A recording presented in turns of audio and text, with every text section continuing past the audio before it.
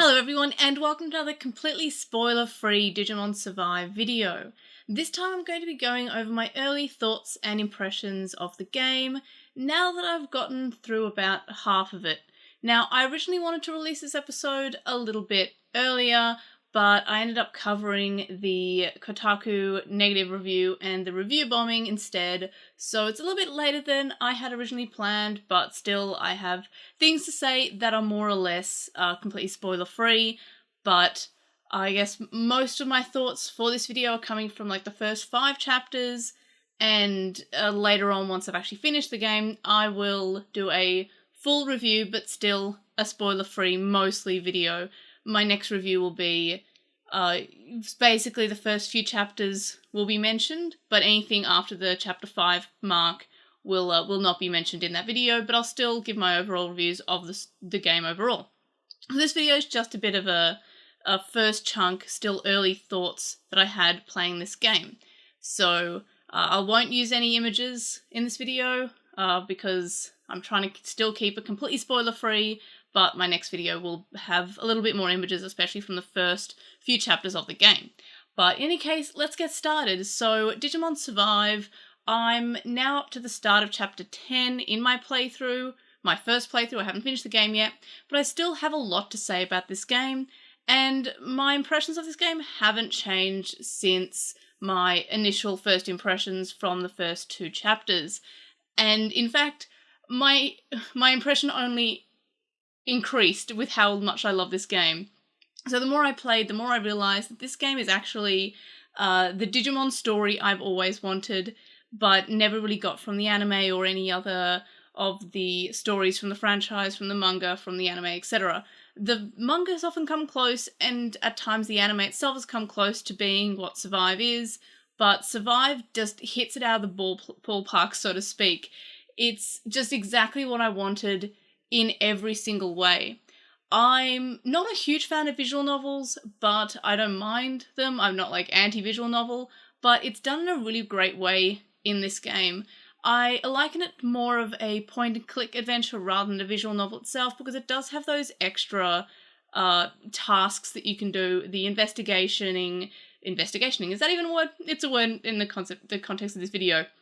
So the free time you get interact with the world, you get to talk to the other characters, you basically get to choose what you do, and those choices that you make and what you interact with during this investigation time determines what kind of story will take place in this game.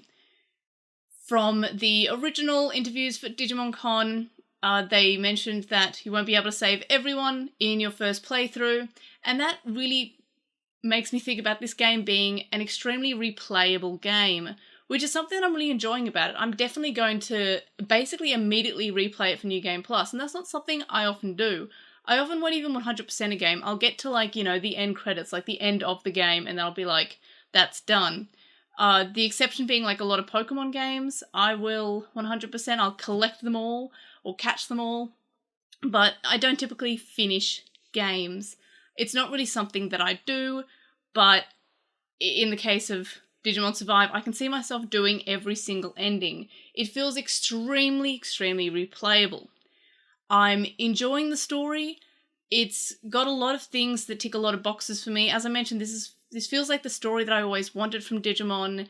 It's got a lot of things that I've always wanted from the anime, but the anime's never gone as hard into it because at the end of the day, the anime is aimed at kids, and the demographic are mainly kids.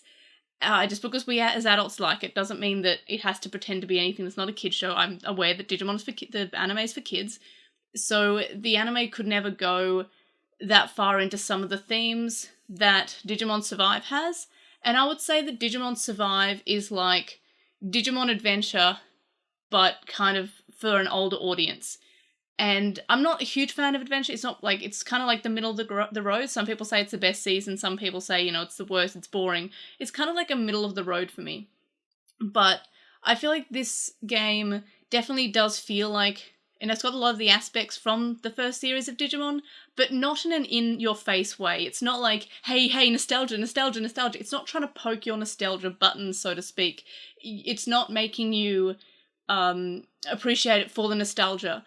It's got It just sort of feels like a spiritual successor, something that feels sort of like Digimon Adventure, but it's different enough that it's its own thing, and you don't have to have seen, obviously, you don't have to have seen Digimon Adventure to enjoy this game, but someone who does have a little bit of nostalgia for Digimon Adventure is able to say, hey, this is like, it's both Digimon Adventure, but it isn't. It's Digimon Adventure for adults. It's something that, like, it's got the same sort of themes from Adventure, but turned up to 11, and some additional, more adult themes to go. When they said at Digimon Con that Digimon Survive was the darkest Digimon story that they've ever done, that's absolutely accurate. They weren't making that up. A lot of people always say that the third series of Digimon Tamers, is dark. This is so much darker than Tamers. This makes Digimon Tamers look more like, I guess, Peppa Pig. I don't know, that's the first thing that came into my mind, and I'm going with it. So it makes it feel a lot more like a kid's show. And I always thought that Digimon Tamers, yeah, it's still a kid's show. It's got some dark themes, but it's still dark themes for kids. It's still like watered down negativity, watered down trauma, that kind of thing. But Digimon Survive really turns it up. It turns it up all the way past 10. It's broken the scale because it's so off the wall, and in terms of darkness. And I mean, my the VODs are there from my streams if you'd like to see me react to certain moments in the game. You can see my absolute joy at some moments, because, and I even said it when certain things have happened, like this is the story that I've always wanted from Digimon, from the Digimon franchise, and I finally got it. It feels like this game is perfect for me. As I said, I'm not huge into visual novels, but I do like tactical RPGs. I haven't played that many, but the ones that I have played, I've loved. The gameplay's fun. The battles, so, like, towards the end, towards, like, I guess chapter 8 and 9, some of the battles do feel like they go on a little bit longer than you'd like, but as soon as you think that, the battle ends. That's fine. And of course, if you do want more battles, they do have free battles. Whenever you have exploration or free time, the game does give you the choice to select free battles where you can recruit Digimon or, just battle them. So if you do want to have more battles, you can actually have more battles. You can explore the area, interact with things, and sometimes a monster appears and for you to fight. So there are extra battles if you do want more battles in the game. Of course, it's always been advertised as predominantly what people are calling a visual novel. I still think that I wouldn't call it a straight visual novel because it does have all these other aspects. I've mentioned many times I call it a point-and-click adventure, but for the sake of it being called a visual novel, it is 80% a visual novel, and they've always said that. They never tried to hide that. They said it most recently at Digimon Con back in February this year. So it's not like it shouldn't be a surprise that it's got mainly text. If you really, really hate visual novels, I would say I don't recommend this game. If you're still curious about the game, I would say to watch literally anybody's stream or gameplay of maybe the first 2 chapters, or at least the prologue and part 1, until like you kind of get a feel for the gameplay. I do feel, however, that there are more battles later on in the game from the first few chapters, which I guess is why a lot of people are playing the first 2 chapters and saying there's too much text, because at the start you only get maybe like 2 scripted battles, so like, non-free battles per chapter, and then later on in the game you get like much more of these plot battles. So there is that. You do have to get through a lot of text before you get to more battles, and some of the chapters are more battle heavy. Sometimes the gameplay can be the smallest bit repetitive, but not like same with the battle length. As soon as you start say, gee, I'm really hoping that something happens. So it's never like in a bad way. I do have a few negatives, but they are the smallest little nitpicky things I've ever come up with. The first one being the camera angles in the battle feel kind of a little bit weird. You can move the camera, so you can kind of turn around, but I'm playing on the Switch, so you use the shoulder buttons, but it's not like a free camera where you hold it and then it would rotate. you tap it and then it rotates like a set amount. That I don't like that. I wish that I could just like, camera, free camera, move around, position it, and then go from there. It's only like, you tap it, it moves. You tap it again, it moves again, set amounts each time. I'm not a huge fan of that, but again, very minor and barely even an issue. Like, I just move the camera and then I'm fine. But I wish it was a free camera. Another thing, which again, this is probably more nitpicky than my first nitpick, but this isn't a spoiler. As I said, this whole video is spoiler free. But when you're in battle, if it's like one of the plot battles that I mentioned, like if it's a boss fight, sometimes there'll be like, I guess like cutscenes, you would say, like in the middle of the battle.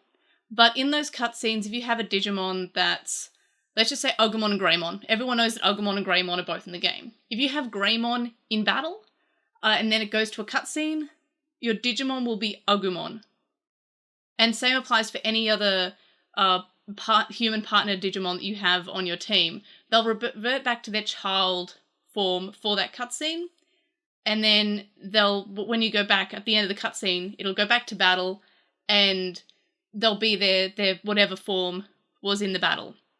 So that thing's kind of a little bit, it just takes me out a little bit. It's not like a full animated cutscene. Like, we do get those in the game, but in this case, it's just I guess kind of like text with them on the battlefield. But they're also they're not in the same position they are on the battlefield in those cutscenes either. It's really weird. I feel like I would have just preferred it if it was just text coming up, like in Digimon Re-Arise, if there's some text going on, if there's like characters interacting, the text just pops up, like just with the thumbnail of the person's face and then whatever they're saying. I would have preferred that than just to have these like semi cutscenes. But again, that's extremely minor. It doesn't really annoy me that much. Those two things, the camera angles is kind of annoying. The cutscene one is extremely petty. But it's just something I noticed that is just a little bit weird. It feels like, I can't remember many games that do that. Like, usually when they have cutscenes, they'll either like have the characters be however they look in the game, or they'll do what I mentioned about what Re-Arise did, rest in peace.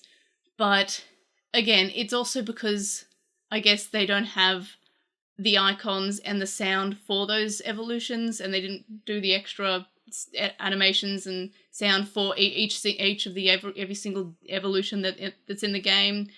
A negative that I'm seeing a lot, other than people being surprised at the visual novel, is the fact that there's only 113 Digimon in the game. That's not a huge deal for me. It's not a collectathon. It's more than just that, so I don't really mind about that. But if you want a collectathon Digimon game, it's not. Just imagine you are watching a series of the Digimon anime. That's what this is. You are playing a series of the Digimon anime. It has a lot more in common with the anime than probably most of the video games. But that doesn't mean if you don't like the Digimon anime, then you won't like this game. Because I'm not a huge fan of the Digimon anime. If I had to lose like one thing from the franchise, I'll probably say goodbye to the anime. Even though I still love the anime, it's not my favourite aspect of the series. The virtual pets are, and the video games. But I love Digimon Survive. And as I mentioned multiple times during this video, it's the Digimon game, it's the Digimon story, it's something that I've always wanted from this franchise that we're finally getting, and I want more like this. I love the Digimon story, games like Cyber Sleuth and what have you, I love those games too, but I'm actually enjoying this more than I enjoyed Cyber Sleuth. It is the best Digimon game, at least, as I said, I'm up to chapter 10 at the moment. That's how I feel before finishing the game. And that's how I've at least felt from the first, 5 chapters. And it keeps on going on. Every emotional moment is well written. I can feel it. It feels like, it makes me emotional. They're well written, those emotional moments. They really draw me in. They give me all the feelings that I'm meant to feel at the right moments. It's an emotional game. And I'm so glad that we waited for 4 years. It's definitely worth the wait. If you haven't already played it, I would recommend picking it up. Maybe not so much if you don't like visual novels, if you don't like tactical RPGs, and especially not if you like Digimon, because it is Digimon. But If you want to give a Digimon game a shot, you could absolutely play this. If you're not into Digimon at all, like, you could probably still play this. I'd still recommend, if you're even slightly on the fence, to watch gameplay of the prologue, part 1, and maybe even part 2. Not a huge amount happens in those parts, so you could probably just watch those without losing too much of the experience if you do actually end up getting it. But that's how I'd recommend approaching it if you're still on the fence. Just because I can admit that it's probably not for everyone. It's not a bad game. It does, just because someone's not into it, it doesn't make it a bad game. But I can see why it wouldn't be everyone's cup of tea. So if you're still on the fence, yeah, watch some gameplay. I guess there is gameplay of my playthrough on this channel, so go check that out if you're still curious. And of course, any comments and questions you have, leave them in the comment section. I will do my best to answer them. If there's anything that I haven't addressed in this video, let me know. I'll either answer them in my future review or directly in the comments, or maybe both. If it's a good enough question, maybe I'll do both. But in any case, so that's it for this video. I just wanted to just talk about Survive. I just really like talking about Survive. I'm trying to get my neighbors into it. I'm trying to get literally everyone and anyone who will open their ears to me. I will try to get to play this game. It's everything I've ever wanted and more. And it hasn't just met expectations, it's exceeded them, which I was so worried that it would be bad. I would like, oh, come on, so much hype for this game, it can't be that good. But it was. It lived up to the hype, which is something that nothing can do. I think it's a good year for video games, because Legends Arceus, for the Pokemon game, also met and exceeded expectations. So maybe it's just a good year, because I felt that like that twice, and that's pretty good. But in any case, thanks for watching this video. Let me know your comments and questions in the comment sections.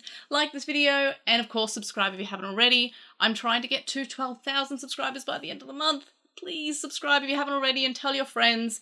And I'm also trying to get to 15,000 by the end of the year, but that's not looking likely. But we can still aim and try, right? But in any case, like, comment, subscribe, etc, etc. Watch my other videos, especially the streams, if you're still on the fence about the game. And of course, I'll see you in the next video. Bye!